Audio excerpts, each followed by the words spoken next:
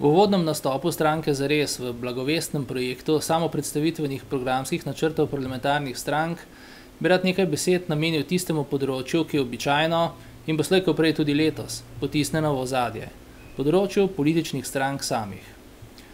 Kljub občasnim opozorilom o samoumevni vseprisotnosti, tako ko gre za njeno okupiranje medijskega prime timea, kot za suvereno šarjenje po vseh družbenih sferah in podsistemih, bo ravno predvolilni čas to samoumevno razpolaganje politike z vsem in na vse načine samo še stopnjeval. Medijem se danes maščuje, da so se v imenu cehovske solidarnosti izogibali in samo zaslepljevali pred zlorabami v lastnih vrstah. Posledice so poleg profesionalnosti kot take v zadnjih letih utrpeli mnogi novinarji, še bolj pa javnost. Za politiko to velja le še v večji meri. Zato o tej redki temi. Ob vsesplošnem nezadovoljstvu z delovanjem politike namreč ni praktično v obtoku nobene ideje o tem, kako reformirati, drugače regulirati, normirati to konkurenco v najstarejši obrti na svetu.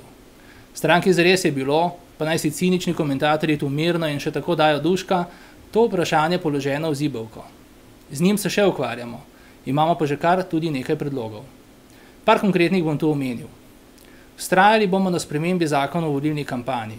Vztrajali pravim zato, ker smo to zadevni zakon pred meseci že vložili, a je bil nedavno v matičnem odboru zavrnjen, mimogrede, z glasovi koalicijskih poslancev in ob vzdržanju vseh bogovodi potoženo opozicijskih. Brez hrupa, izrečenih protiargumentov, potiho, da gre ne bodi ga treba čim prej mimo, vse v skladu z maniero, ki sem jo opisal na začetku.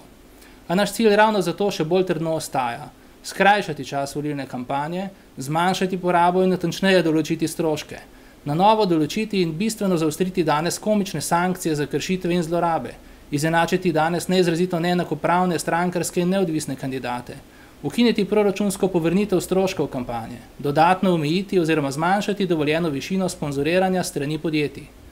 V zvezi s slednjim bomo dali v razmislek tudi radikalnejšo idejo.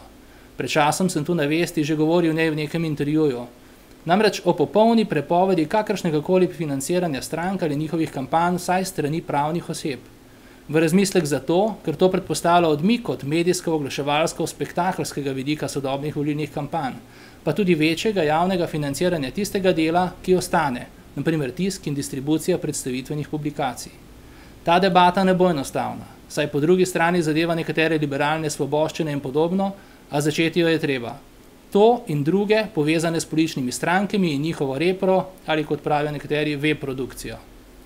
Konec tranzicije, kamor smo priča v tem mandatu, namreč politiki nalaga, da se čim prej zresni, osamosvoji in samo omeji. Vzpostavitev neodvisnih in kompetentnih nadzornih institucij ter učinkovitega pravosodja, demonopolizacija, ustrezna medijska zakonodaja, reafirmacija strok vseh vrst, brez tega ne bo normalizacije, predvsem pa ne novega razvojnega dogovora, ki ga Slovenija še kako potrebuje.